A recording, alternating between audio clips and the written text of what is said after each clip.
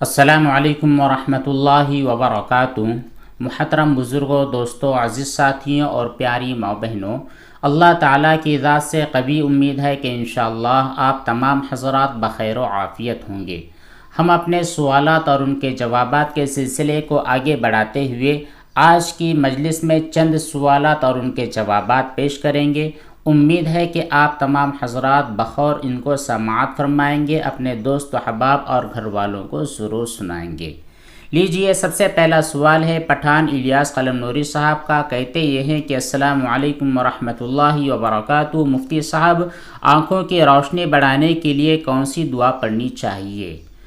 اگر آپ کی آنکھوں میں کمزوری ہے، بینائی کمزور ہو چکی ہے یا درد اور تکلیف ہے تو اس صورت میں ہر نماز کے بعد یا نورو یا نورو یا نورو، یہ اللہ تبارک و تعالیٰ کا نام ہے، اس نام کو 11 مرتبہ پڑھ کر آپ اپنی آنکھوں پر دم کر لیں۔ انشاءاللہ اس کی وجہ سے آنکھوں کی بینائی جو کہ ختم ہو چکی ہے یا کمزور ہو چکی ہے بحال ہو جائے گی، اور آنکھوں میں جو درد اور تکلیف ہے وہ بھی انشاءاللہ ختم ہوگی۔ اسی طرح آپ کا دوسرا سوال ہے، کہتے یہ ہیں کہ میں رات میں 3 بجے کے وقت عشاء کی نماز قضا ادا کرنے کے بعد اس کے بعد تہجد کی نماز ادا کرتا ہوں۔ مجھے ایسا سننے میں آیا ہے کہ عشاء کی نماز کے بعد سو کر اٹھ کر تہجد کی نماز ادا کرنا چاہیے۔ دیکھیے، تہجد کی نماز کا وقت شروع ہو جاتا ہے عشاء کی نماز کے بعد سے۔ یہاں پر قاعدہ یہ ہے کہ اگر آپ کو یقین ہے کہ رات کے آخری والے حصے میں آپ کی آنکھ کھل جائے گی تو اس صورت میں بہتر یہ ہے کہ آپ عشاء کی نماز ادا کر سو جائیں، اس کے بعد آخر حصے میں اٹھیں اور تہجد کی نماز ادا کر لیں۔ دوسری صورت یہ ہے کہ اگر آپ کو ڈر ہے کہ ایک مرتبہ اگر آپ سو جاؤ گے تو فجر سے پہلے بیدار نہیں ہوگے، ڈائریکٹ آپ کی آنکھ فجر کی نماز میں ہی کھلے گی، تو اس صورت میں آپ کے لیے بہتر ہے کہ عشاء کی نماز کے بعد فوراً آپ تہجد کی نماز 2، 4، 8 جتنی بھی رکعت اللہ تعالیٰ آپ کو توفیق دے اتنی پڑھ لیں تہجد کی نیت سے، اور اس کے بعد آرام کریں۔ اس صورت میں جو کہ آپ نے کہا ہے کہ ایک وقت آپ کے ساتھ ایسا معاملہ پیش آیا کہ 3 بجے ہی آپ نے عشاء کی نماز ادا کی ہے، تو اس صورت میں اگر آپ نماز کے فوراً بعد تہجد کی نماز پڑھ لیتے ہیں تب بھی آپ کے لیے کافی ہے۔ نصف لیل یعنی آدھی رات گزر چکی ہے، اس وقت آپ کے لیے یہ ضروری نہیں ہے کہ باقاعدہ سوئیں اور اس کے بعد اٹھ کر تہجد کی نماز ادا کریں۔ اس وقت میں بھی آپ رات کے آدھے حصے گزرنے کے بعد عشاء کی نماز پڑھ رہے ہیں اور نماز کے فوراً بعد تہجد کی نماز ادا کرنا چاہتے ہیں تو آپ کے لیے گنجائش ہے۔ باقاعدہ سونا اور سو کر اٹھ کر پڑھنا یہ چیز ضروری نہیں ہے، البتہ بہتر ہے اور سنت طریقہ یہی ہے۔ عادل صدیقی صاحب کہتے ہیں السلام علیکم حضرت، اکثر جب مجھے ٹھنڈی لگتی ہے تو پھر مزی نکل جاتی ہے، لیکن وہ مزی 1 درہم سے کم ہوتی ہے، بہت تھوڑی سی مقدار میں، تو کیا میں خود کو پاک ہی سمجھوں؟ اور اگر وہ حصہ کہیں پر لگ جائے جہاں پر مزی لگی ہوئی ہے تو پھر کیا کوئی فرق نہیں آئے گا؟ دیکھیے، مزی ہو جانے کی وجہ سے آپ کا وضو ٹوٹتا ہے، آپ پر غسل واجب نہیں ہوتا ہے۔ جس وقت مزی نکل جائے، چاہے سردی کی وجہ سے یا اور کسی وجہ سے مزی نکلی ہے تو پھر آپ کا وضو ٹوٹ گیا ہے۔ اب اگر آپ کوئی نماز ادا کرنا چاہتے ہیں یا قرآن کریم کی تلاوت کرنا چاہتے ہیں، قرآن کریم کو چھونا چاہتے ہیں، تو ایسی صورت میں آپ کے لیے ضروری ہے کہ آپ وضو بنا لیں، غسل کرنے کی ضرورت نہیں ہے۔ البتہ جس جگہ پر وہ مزی لگی ہے دیکھنا یہ ہے کہ وہ 1 درہم سے زیادہ ہے یا پھر کم ہے۔ اگر 1 درہم سے زیادہ ہے تو پھر اس جگہ کو دھونا بھی ضروری ہے، اور جہاں جہاں پر وہ مزی اس کی نجاست لگی ہے اس نجاست کو ختم کرنا ضروری ہے۔ اور اگر 1 درہم سے کم ہے تو پھر وہ معاف ہوتی ہے، البتہ دھو لینا اور صاف کر لینا زیادہ بہتر اور تقوی والی بات ہوتی ہے۔ السلام علیکم ورحمۃ اللہ وبرکاتہ۔ نیٹ ورک مارکیٹنگ میں کام کرنا کیسا ہے؟ اس نوکری میں جڑنے کے بعد مجھ کو کمیشن ملنے والا ہے، اور پروڈکٹ کو بیچنے کے بعد اس کی جو سیلنگ پرائز ہوتی ہے اس کی وجہ سے کچھ بڑھوتری مجھ کو ملنے والی ہے، تو وہ نفع اٹھانا اور اس میں کاروبار کرنا صحیح ہے یا پھر صحیح نہیں ہے؟ ایشان پٹھان۔ دیکھیے جو نیٹ ورک مارکیٹنگ ہوتی ہے یا پھر MLM ہوا کرتا ہے، ملٹی لیول مارکیٹنگ ہوا کرتی ہے، یہ تمام تجارت کے ایسے شعبے ہیں جس میں اکثر و بیشتر فراڈ ہوتا ہے، دھوکہ دہی سے کام لیا جاتا ہے اور کسٹمرز کو باقاعدہ مجبور کیا جاتا ہے کہ وہ اپنی چین کو لمبی بنائے، اپنا فائدہ حاصل کرنے کے لیے، اپنا کمیشن پانے کے لیے اس کو لگاتار جد و جہد کرنا پڑتی ہے، لوگوں کو اکسانا پڑتا ہے، لوگوں کو کمپنی کی اسکیمز وغیرہ بتلانی پڑتی ہے اور ایک لمبی چین چلتی رہتی ہے۔ تو بہرحال نیٹ ورک مارکیٹنگ اور MLM میں کہیں نہ کہیں فساد ہے، برائی ہے، اس میں کہیں نہ کہیں لوگوں کو دھوکہ دینا پایا جاتا ہے۔ اس لیے ایسی کمپنی میں انویسٹ کرنا یا ایسی کمپنی میں کاروبار کرنا یا پھر ملازمت کرنا بہتر نہیں ہے، جائز اور درست نہیں ہے۔ البتہ نیٹ ورک مارکیٹنگ کی کچھ چیزیں ایسی ہوا کرتی ہے کہ آپ نے کسی کمپنی سے 5,000 روپے کا پروڈکٹ خرید لیا، خرید لینے کے بعد اس پر جو منافع آپ کو ملنے والا ہے، اس سیل کی وجہ سے جو فائدہ ہوگا وہ فائدہ آپ کو ملے گا، تو اس صورت میں وہ پروڈکٹس آپ خرید لیں اور خریدنے کے بعد اپنی شاپ سے یا پھر اپنی سائٹ سے اس کو بیچیں اور اس کا فائدہ اٹھائے تو یہ آپ کے لیے درست ہوگا۔ لیکن باقاعدہ چین بنانا اور دوسرے کے منافع سے اپنا فائدہ اٹھانا اور اپنے نفع سے اپنے اوپر والے اپنے سے جو سینئر لوگ ہیں وہ لوگ فائدہ اٹھائیں، یہ سب چیزیں شرعی اعتبار سے درست نہیں ہوتی ہے، یہ سود اور قمار میں داخل ہوتا ہے۔ السلام علیکم ورحمۃ اللہ وبرکاتہ۔ نجاست غلیظہ اور نجاست خفیفہ کس کس کو کہتے ہیں اور دونوں کی مقدار کتنی ہونے کی وجہ سے معاف ہوتی ہے؟ براہ کرم جواب عنایت کریں۔ عبداللہ شیخ۔ نجاست غلیظہ انسان کا پیشاب، پاخانہ اور ایسے جانور جن کا گوشت نہیں کھایا جاتا ہے ان کا پیشاب اور پاخانہ، یہ سب کے سب نجاست غلیظہ ہے۔ اسی طرح خون ہے، پیپ ہے، یہ سب کے سب نجاست غلیظہ میں داخل ہوتے ہیں۔ ایسے پرندے جن کا گوشت نہیں کھایا جاتا ہے ان کی بیٹ، اسی طرح ایسے پرندے جن کا گوشت کھایا جاتا ہے ان کی بیٹ، اور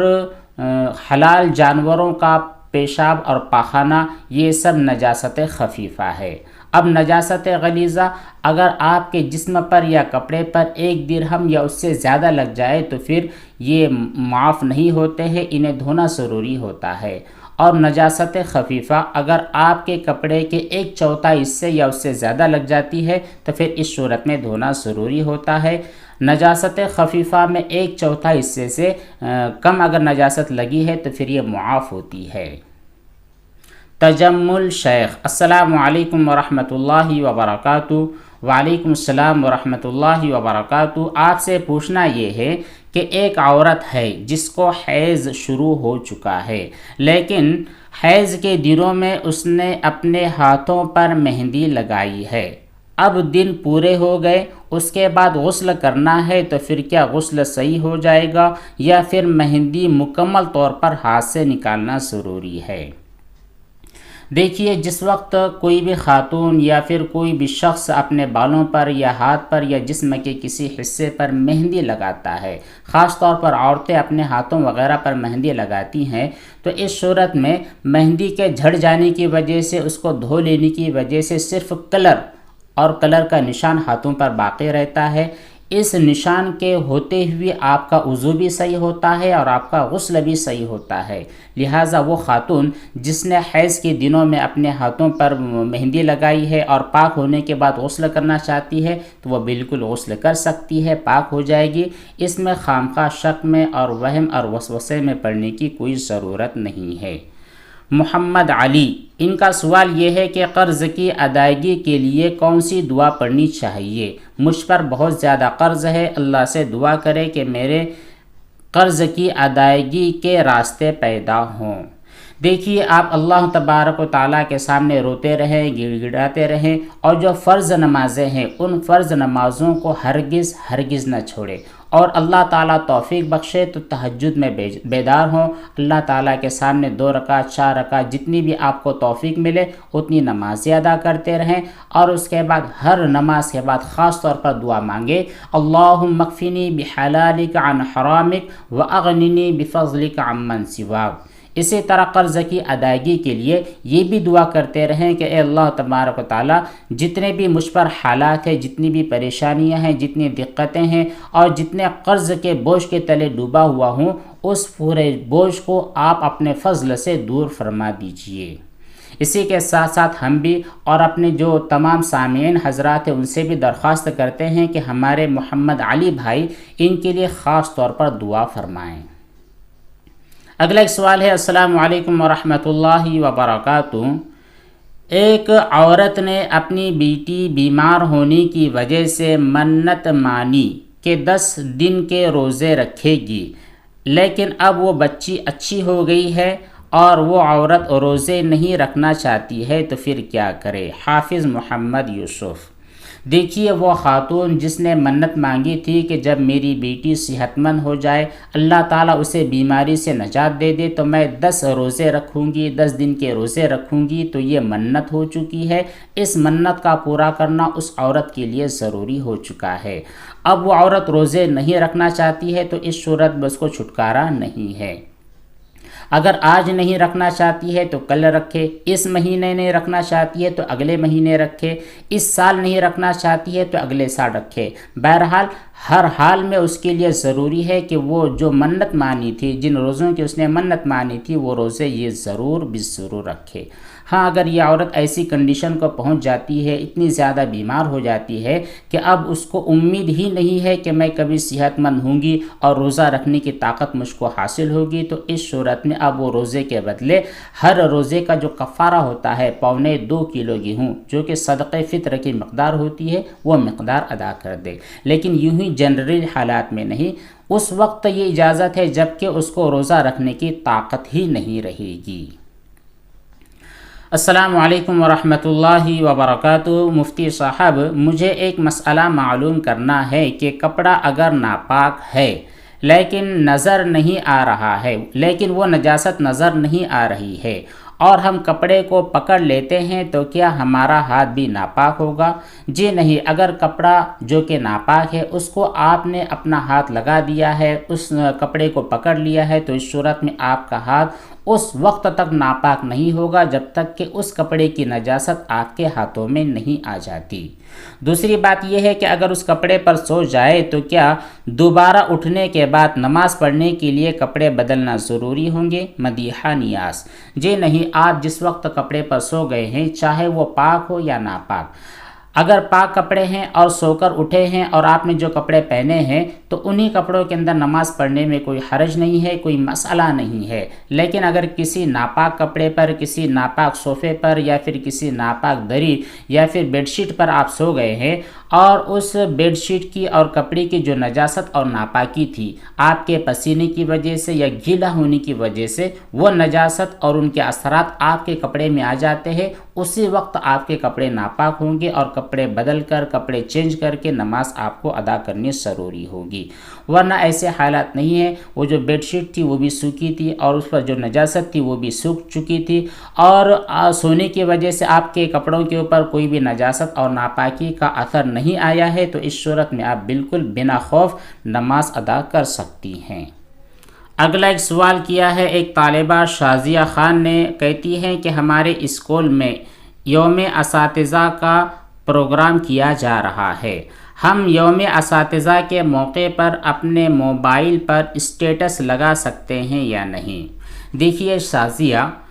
جو ڈے ہوتے ہیں، خاص طور پر جو ٹیچر ڈے، ویلنٹائن ڈے، اسی طرح مدر ڈے، فادر ڈے اور جتنے بھی ڈیز لوگوں نے ایجاد کیے ہیں، شروعات کر رکھے ہیں، تو ان تمام ڈیز کا شرعی اعتبار سے، اسلامی اعتبار سے کوئی بھی ویلیو نہیں ہے، ان کی کوئی بھی حیثیت نہیں ہے۔ یہ جتنے بھی ڈیز ہوتے ہیں آپ کو اچھی طرح معلوم ہوگا کہ جو غیر مسلم لوگ ہیں، جن کا دین اور شریعت سے کوئی تعلق نہیں ہے، تو وہ لوگ عام طور پر اپنی بزرگ شخصیات، والدہ، والد صاحب، بھائی بہنیں اور جو بھی اپنے بڑے لوگ ہوتے ہیں، ان لوگوں کی اہمیت، ان کا وقار اپنے دل سے کھو دیتے ہیں، اپنے اساتذہ، ان کی تعظیم اپنے دل سے نکال دیتے ہیں، اور اپنے استادوں کو تعظیم دینے کے لیے، ماں باپ کو عزت دینے کے لیے اور اپنے بھائی بہنوں کو عزت دینے کے لیے سال بھر میں سے کوئی ایک ڈے متعین کرتے ہیں، اس ڈے کو فنکشن کے طور پر مناتے ہیں، ان کی یاد کرتے ہیں، انہیں گفٹ دیتے ہیں، تحفے اور ہدیے دیتے ہیں۔ لیکن ہوتا کیا ہے، پھر سال کے جتنے بھی 359 دن ہوتے ہیں ان میں اپنے والدین کی طرف بالکل دھیان نہیں دیتے، توجہ نہیں دیتے، وہ بھوکے مر رہے ہوتے، کبھی ان کی ہیلپ نہیں کرتے۔ تو یہ ایک مخصوص دن، ایک خاص دن میں اپنے اساتذہ کو، اپنے ٹیچر کو عزت دینا، باقی دنوں میں انہیں بھول جانا۔ اسی طرح والدین کو کسی خاص موقع پر، کسی خاص دن میں گفٹ دینا، تحفے دینا، اور بقیہ سال کے پورے دنوں میں انہیں بھول جانا، یہ دینی تعلیم نہیں ہے۔ دینی تعلیم یہ ہے کہ نبی کریم صلی اللہ علیہ وسلم نے ارشاد فرمایا، میں معلم بنا کر بھیجا گیا ہوں، اور جو معلم کی خصوصیات ہوتی ہے، اس کا جو اعزاز ہوتا ہے، یہ قرآن کریم میں نبی کریم صلی اللہ علیہ وسلم نے صاف صاف لفظوں میں بتلا دیا ہے۔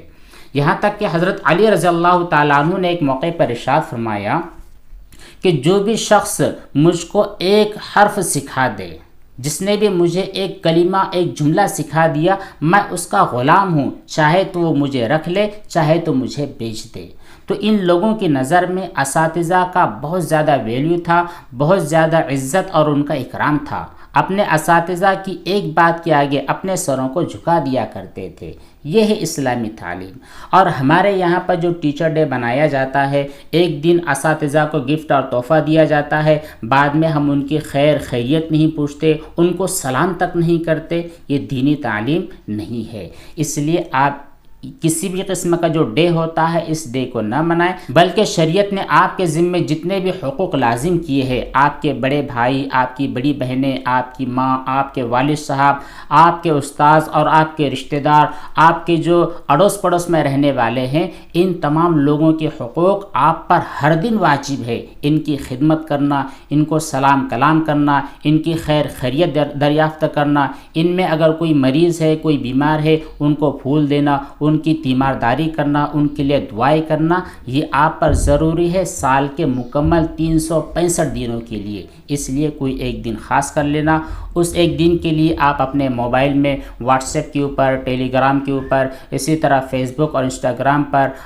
ان کے لیے گفٹ اور ایموجی شیئر کر دیتے ہیں، یا پھر ان کا اسٹیٹس لگا لیتے ہیں۔ یہ کوئی خیر اور برکت والی چیز نہیں ہے، بلکہ یہ ہمارے لیے زندگی بھر کا سرمایہ ہے، اور زندگی بھر ہمیں اساتذہ کی خدمت کرنی ہے۔ امید ہے کہ آپ کو یہ بات اچھی طرح سمجھ میں آ گئی ہوگی۔ مسکان کہتی یہ ہے کہ السلام علیکم ورحمۃ اللہ وبرکاتہ، ہاتھ میں ناپاک پانی لگ گیا ہے، پھر ہاتھ دھوئے بغیر پوچھ لیا، یا پوچھا تو نہیں ہے بلکہ ہاتھ خود بخود سوکھ گیا ہے، پھر اس ہاتھ سے ہم نے چمڑے کا بیگ پکڑ لیا۔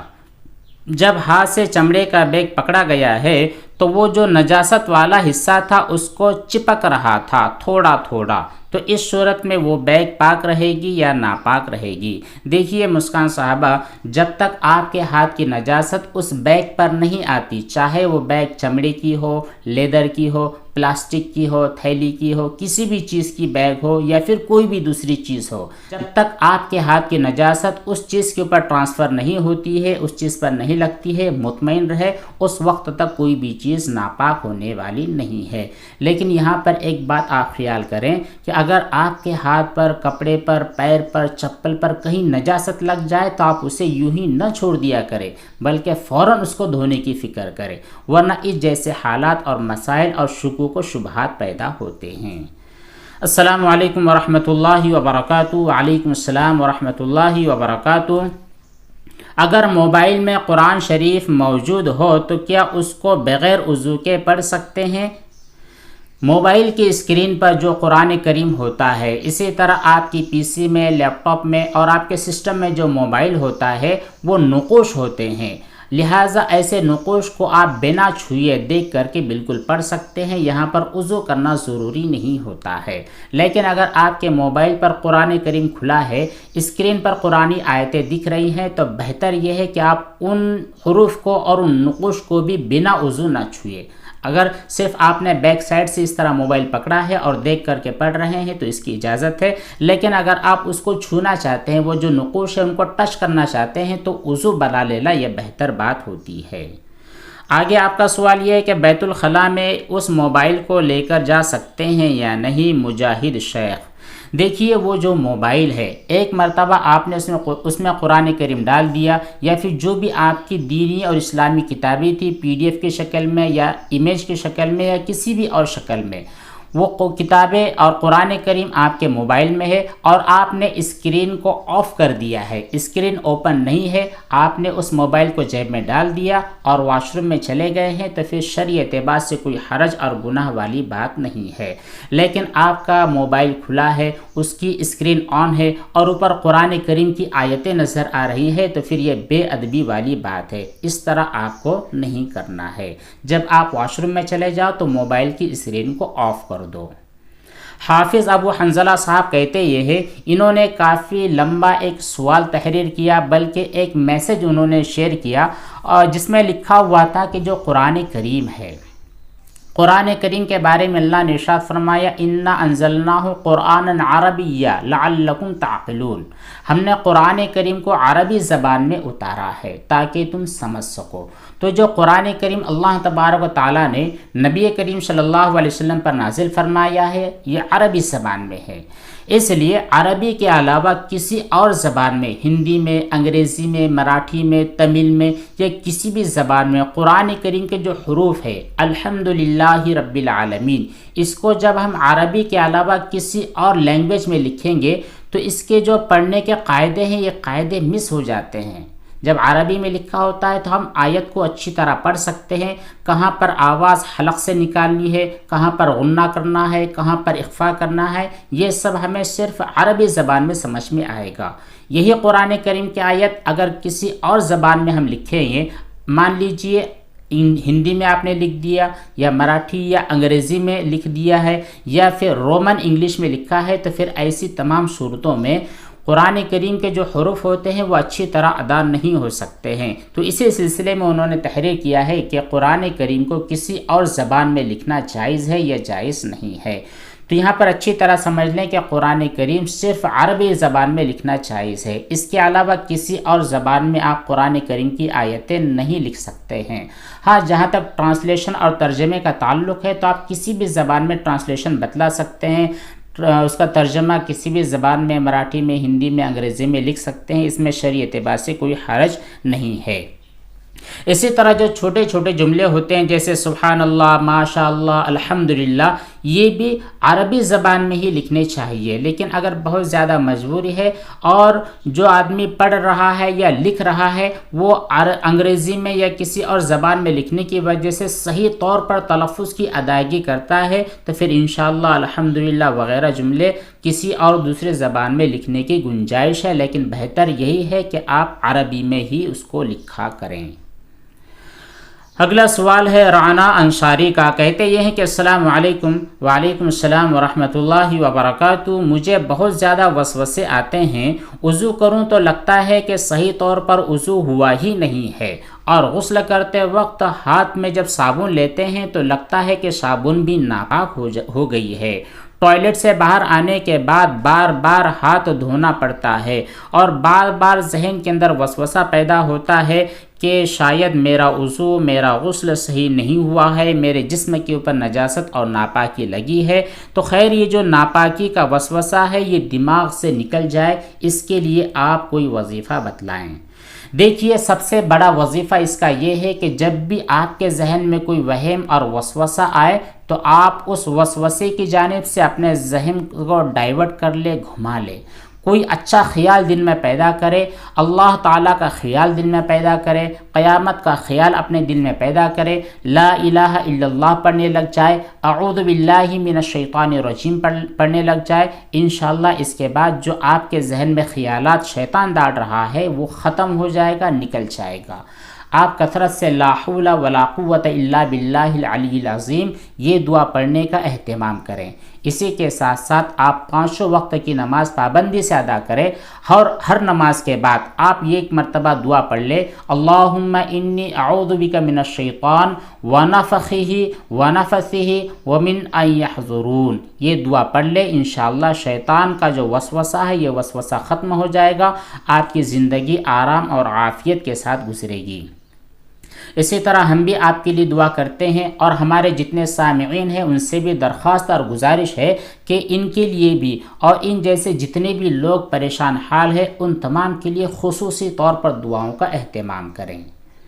آخری سوال کیا ہے پٹھان الیاس صاحب نے، کہتے یہ ہیں کہ السلام علیکم مفتی صاحب، قبرستان کی صاف صفائی کب کرے اور کس مہینے میں کرنا چاہیے؟ قبرستان کی صفائی، مسجد کی صفائی اور ہر ایسے مقدس اور قابل احترام مقامات کی صفائی اس وقت کرنی چاہیے جب وہ چیزیں گندی ہو جائے، وہاں پر ڈسٹ، دھول اور کچرا وغیرہ نظر آنے لگے۔ تو قبرستان کی صفائی آپ سال کے 12 مہینے میں کبھی بھی کسی بھی وقت کر سکتے ہیں۔ البتہ صفائی کے دوران احتیاط آپ کو یہ کرنی ہے کہ جو قبریں ہیں ان قبروں کی بے حرمتی نہ ہو، ان قبروں کے اوپر آپ چلے پھرے نہیں، اس بات کا اہتمام کریں، ورنہ آپ کسی بھی مہینے میں کسی بھی طرح صفائی وغیرہ کر سکتے ہیں۔ اور جو قبریں ہوتی ہے ان قبروں کے اوپر جو ہریالی ہوتی ہے، جو گھاس آئی ہوتی ہے قدرتی طور پر، ان گھاسوں کو آپ نہ نکالیں۔ سائڈ کا ارد گرد کا جو حصہ ہے، اسی طرح روڈ کا جو حصہ ہے، وہاں پر جو گھاس وغیرہ آئی ہے اس کو آپ نکال سکتے ہیں، اس کی صفائی وغیرہ کر سکتے ہیں۔ یہ تھے چند سوالات اور ان کے جوابات جو آپ کی خدمت میں پیش کیے گئے ہیں۔ اللہ تبارک و تعالیٰ سے دعا ہے کہ اس سلسلے کو پوری امت کے لیے نفع کا ذریعہ بنائے، آمین۔ والسلام علیکم ورحمۃ اللہ وبرکاتہ۔